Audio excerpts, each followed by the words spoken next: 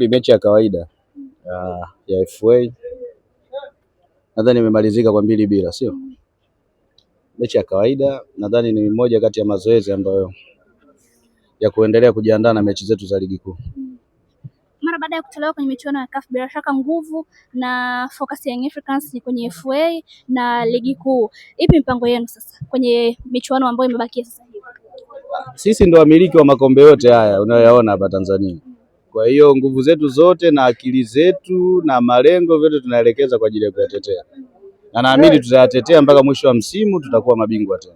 Bila shaka unauona ugumu kwa sababu kila timu sasa hivi inaelekeza macho huko kwenye ligi na FA. Ni lazima iwe hivyo, lazima iwe hivyo kwa sababu tuna msimu karibia wa 4, wote tunachukua makombe yote ya Tanzania. Kwa hiyo lazima iwe ngumu, yani kila mechi kwetu lazima iwe fainali. Kwa hiyo naamini sisi tutakuwa mabingwa mpaka mwisho wa msimu. Moja ya usajili ambao mmeufanya mwishoni kabisa ulikuwa wa Buba, lakini leo hii amepata nafasi ya kuanza na amefunga goli 2. Tutegemee kitu kikubwa sana kwake kwa sababu pengine mlikuwa na jicho zaidi kwenye usajili wake.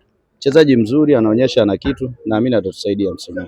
Mechi inayofuata ni kule Ruangwa Lindi. Unalipi la kuambia wananchi kuelekea mchezo huu wa ligi kuu? Mechi ngumu kabisa ya ligi kuu, lakini nadhani tuendelee, wananchi wajitokeze kwa wingi kuisupport timu yao, naamini tutapata matokeo Ruangwa. Asante sana.